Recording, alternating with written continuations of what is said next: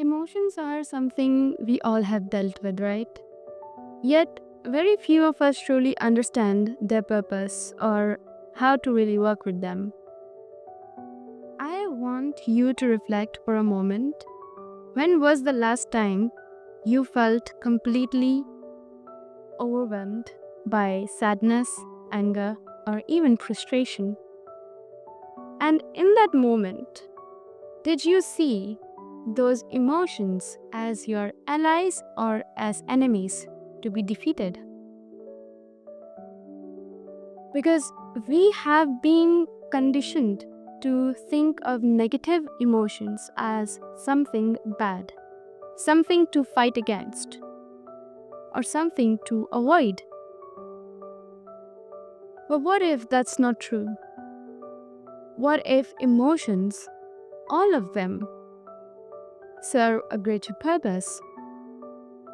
Now, in order to truly understand emotions, it's essential to recognize that they are not random occurrences or meaningful disruptions, right?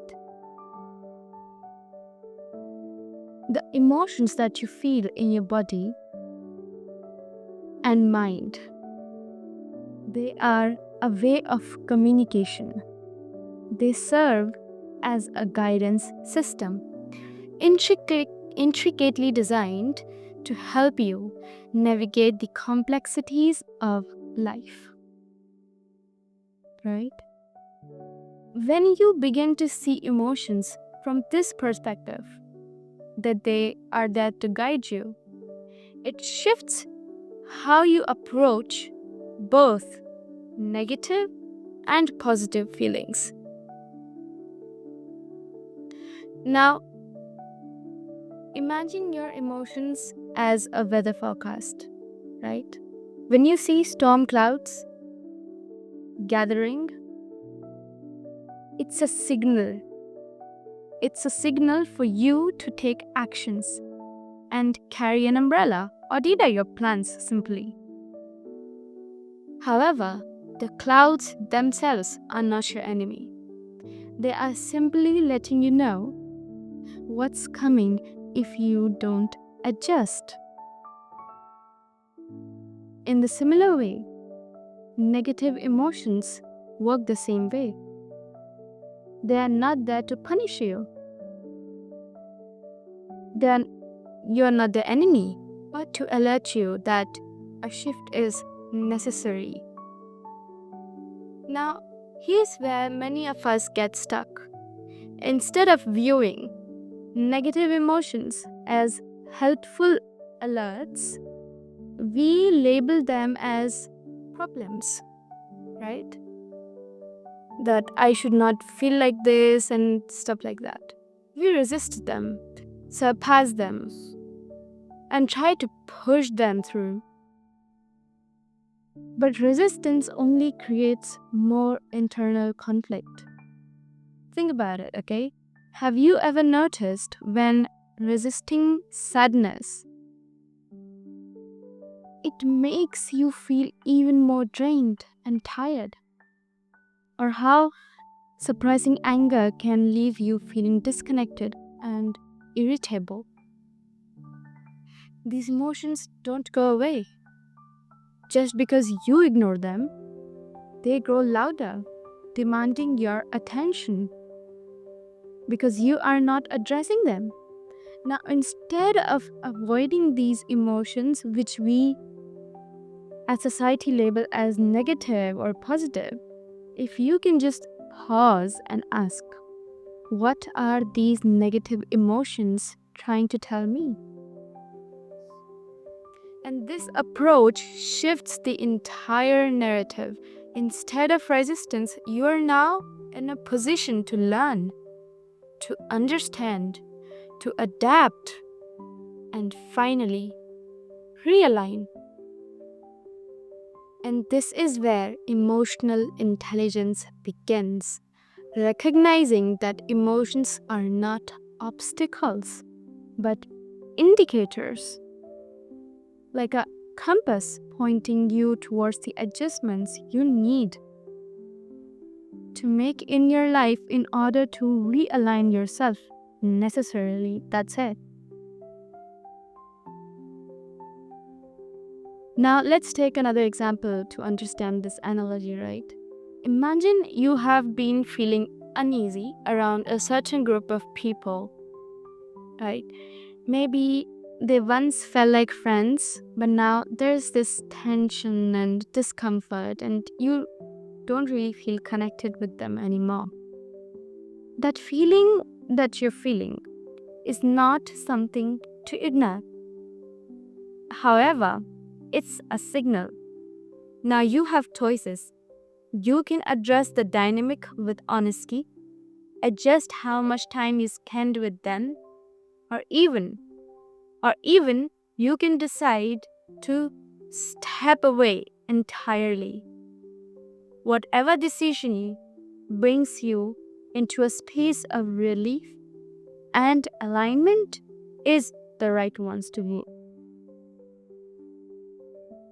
Now, you can reflect upon what areas of your life feels like a little misaligned right now. If any insight comes to your mind, write it down, and if you feel comfortable sharing, drop it in the comments. It might just inspire someone else who needs to hear it. So emotions are also intricately connected to the flow of energy within the body, right? What many people don't realize is that energy itself is neutral. It's neither negative, neither positive. It simply is. However, the quality of that energy, whether it feels joyful or overwhelming or sad or whatever, depends entirely on the vibrational frequency it moves through. Now, what do I mean by that? A positive belief or mindset allows energy to express itself as ease, happiness, or inspiration. But when that same energy moves through a limiting belief, it manifests as fear, frustration, or doubt. In that sense, negative and positive are not separate forces. They are the same energy experienced through different vibrational length. Now, understanding this alone is so powerful because it means that you're never truly stuck in a negative emotion, right? Now, you have, with this understanding, the ability to shift the lens through which you are perceiving that energy.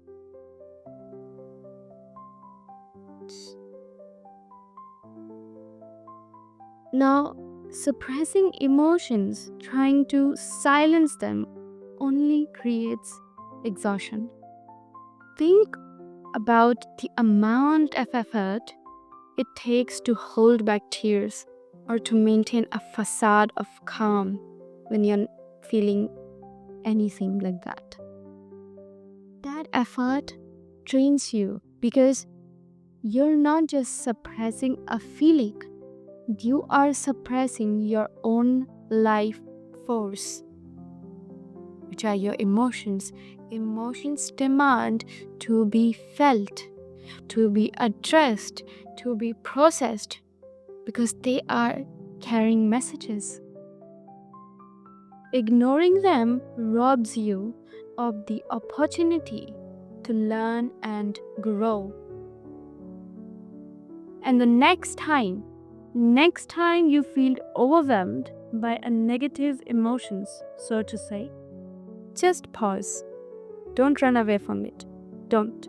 Just pause and ask yourself, what vibrational frequency is this energy running through? what belief, what thought is creating this reaction, and feel it, right? And this simple act of self-inquiry can completely transform how you experience emotions.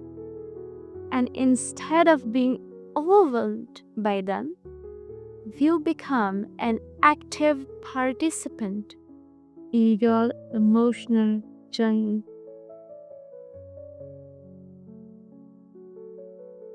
Discomfort, as challenging as it may be, is often the birthplace of clarities. Those moments of tension, sadness, anger are not meant to break you. They don't. They are meant to make you and wake you up, right? They are the opportunities to reassess your path, to realign with your values and desires, and to make meaningful changes. I understand that this can feel overwhelming at first.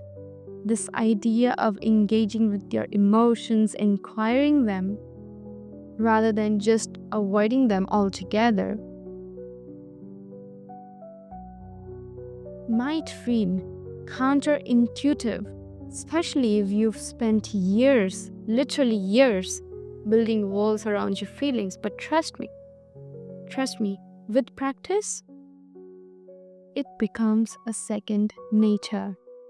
When you treat emotions as allies, as friends, you not only reclaim a sense of control, right, over your life, but also create a space of authentic joy and fulfillment. And while we are on this topic, I want to take a moment to mention something I am really passionate about, right? Which is design. If any of you are a business owner who is serious about refreshing their business and looking for creating a brand identity, I specialize in branding, copy design, website design, and running meta ads. And I would be happy to help you. And you can reach out to me via Instagram, and the link is in the description. So, now, coming back to our topic, ask yourself, pause, and ask yourself, what is that area in your life where negative emotions have been constantly signaling, right? Be signaling you to pay attention, to address, and take this as an invitation, literally free invitation to reflect, to take action, or even just shift your perspective.